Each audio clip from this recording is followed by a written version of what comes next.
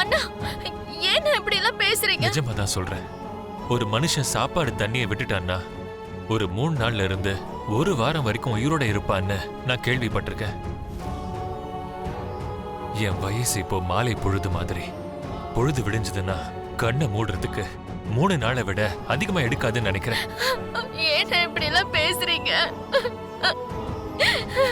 நீ இப்படி அழணுன்றதுக்காக என் மனசுல இருக்கிற விஷயத்தை நான் உன்கிட்ட சொல்லல. நீ கேட்டதுனால சொல்றேம்மா. இதே உண்மைய உன் அபூர்வ அண்ணிக்கிட்ட சொன்னா நின்ன இடத்திலேயே அவ இதயம் வெடிச்சு செத்து போயிடுவாமா. இதுதானம்மா உன் புருஷன் எதிர்பார்க்கறான். நாங்க 2 பேரும் செத்துட்டா இந்த மொத்த சொத்து மேலேயும் அதிகாரம் செலுத்தணும்னு பாக்குறான். உன் புருஷன் அப்படி நினைக்கிறான்னா அதுக்கு ஒரு அர்த்தம் இருக்கு. ஏழை குடும்பத்தில இருந்து வந்தவன், சோத்துக்கு கூட வழி இல்லாதவன். இந்த சொத்தை எல்லாம் பார்த்து அவனுக்கு பேராசை வந்திருக்குன்னு வச்சுக்கலாம். ஆனா இந்த வீட்லயே பிறந்து இந்த சொத்தை எல்லாம் பார்த்து வளர்ந்தவன் தானே செர்ரி. அவனும் அதே மாதிரி நினைச்சா நான் ஏமா உயிரோட இருக்கணும்? ஐயோ ஐயோ ஐயோ, நீ சாதாரண கொலகாரி இல்லம்மா. அந்த கடவுளே கொன்னு பக்கத்துல இருக்கிற தேவதை மேல பழி சுமத்துற அளவுக்கு பெரிய ஆளுமா நீ. மம்மி, நீங்க மீரா அத்தைய கொல்லலன்ற சந்தோஷத்துல நிஜமாவே மருதாணி பாட்டிக்கு பைத்தியம் பிடிச்சிருச்சு போல இருக்கு. அது என்னமோ உண்மைதாம்மா. 14+ 14 இயர்ஸ் ஒரே ஜெயில இருக்கிறதுனா ரொம்ப கஷ்டமாச்சே. ஐயோ சித்தி, ஒரு கொலையில இருந்து தப்பிக்கிறதுக்கு இன்னொரு கொலை பண்ணுவேன்னு என்ன பத்தி என்ன இப்படி நினைச்சிட்ட? நீதி நேர்மையோடு இருக்கிறவங்க நடிக்க நினைச்சா அவங்களுக்கு எமோஷனல் கனெக்ஷன் கொடுக்கணும் சித்தி. அப்போதான் அவன் எந்த புத்துலயோ புதர்லயோ ஒளிஞ்சிருந்தாலும் அவன் நடிக்கிற நடிப்பு எல்லாத்தையும் மறந்துட்டு வெளியில ஓடோடி வந்துருவாங்க. அந்த செர்ரி உயிரோடு தான் இருக்கான்னு தெரிஞ்சதுக்கு அப்புறம் நான் அதைத்தான் பண்ணேன். எனக்கு எதுவும் தெரியாத மாதிரி தான் உங்க முன்னாடி நடிச்சேன். அதுக்கு முன்னாடி நான் மீராவுக்கு கொடுத்த மயக்க மருந்த நீங்க பார்க்கலையே.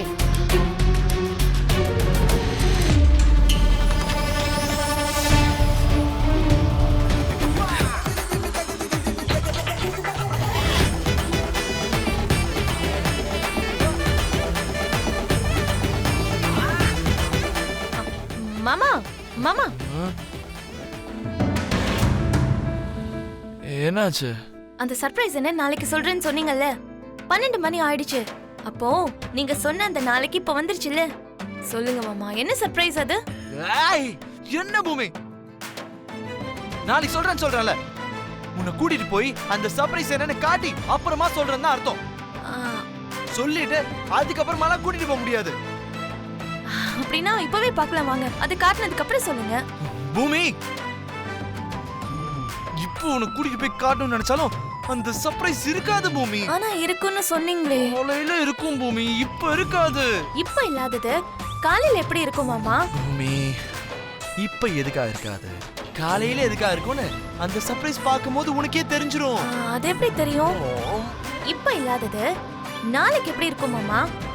நாளைக்கு இருக்கிறது இப்பயே இருக்காது. தாயே, உன்னை கையெடுத்து கும்பிட்டு கேட்டுக்கிறேன். ப்ளீஸ் பூமி, விடிகிற வரைக்கும் கொஞ்ச நேரம் என்ன தூங்க விட. கொஞ்ச நேரம் கழிச்சு விடிஞ்சதும் உன் எல்லா கேள்வியும் காணாம போயிடுமா. உனக்கு பதிலும் கிடைச்சிரும். ஓகே, படுத்துக்க. அதெல்லாம் இல்ல மாமா. Shut up. நல்லா கேட்டுக்கோ. விடிகிறதுக்கு முன்னாடி எனக்கு எழுப்புனேன்னு வச்சுக்கோ, நான் என்ன பண்ணுவேன்னு எனக்கே தெரியாதா? உங்களுக்கே தெரியாம நீங்க என்ன பண்ணுவீங்க?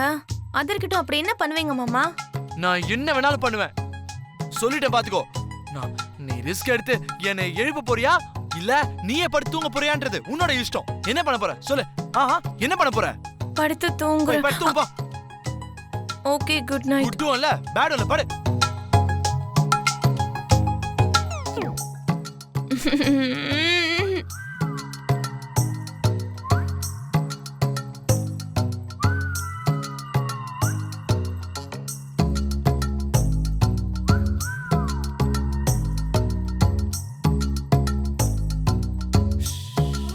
மாமா, என்னாச்சு என்னாச்சு? விடிஞ்சிருச்சு மாமா.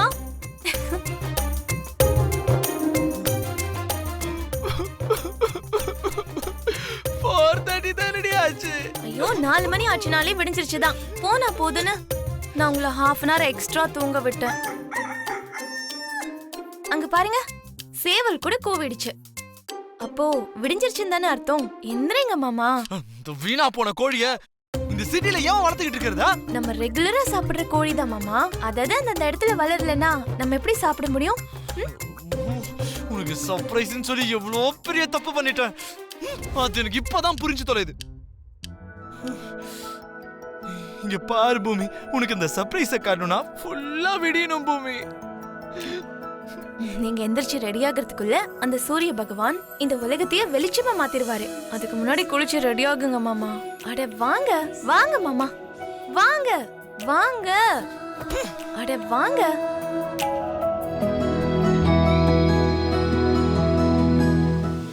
My dear Nakshu darling, good morning. என்னடா இது? உனக்காக தான். By the way, இது கூட உனக்காக தான். உனக்கு பிடிக்கும்னு பாயாசம் பண்ணிருக்கேன். இந்தா. உப்புமாவும் பண்ணி வச்சிருக்கேன். முதல்ல இந்த ஸ்வீட்டை சாப்பிட்டுட்டு வாயை இனிப்பாக்கிக்கோ. அதுக்கப்புறம் நம்ம 2 பேரும் போய் டிஃபன் சாப்பிடலாம்.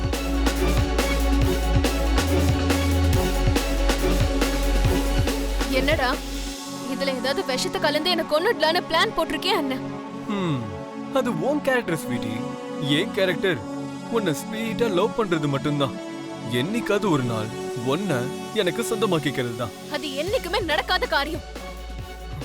என்னடா நினைச்சிட்டு இருக்க? பிளாக்மெயில் பண்றதுக்கு உன்கிட்ட இப்ப எதுவும் இல்லன்றதுனால இந்த மாதிரி பெக்கிங் ஸ்டேஜுக்கு போயிட்டியா? அதனாலதான் இப்படி வந்து பிச்சை எடுக்கிறியா? இந்த பாயாசம் அதெல்லாம் இதுக்கு தானா? ஐயோ நட்சத்திரா, இன்னைக்கு என்ன நாளுங்கிறது நீ மறந்துட்டேன்னு நினைக்கிறேன். Lovers day. ச்சீ, காதலுக்கு அடையாளமா ஒரு நாள் முழுக்க இருக்கணும்னு உருவாக்குன நாள். அதுக்கு தான் இந்த சேவையெல்லாம். 1 minute.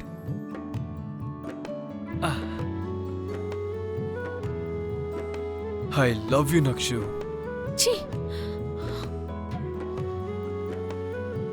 நான் தான் சொல்லிருக்கேன்லடா, உன் லைஃப்ல ஒரு விஷயம் கிடைக்கவே கிடைக்காதுன்னா அது நானும் என் அன்பும் தானே.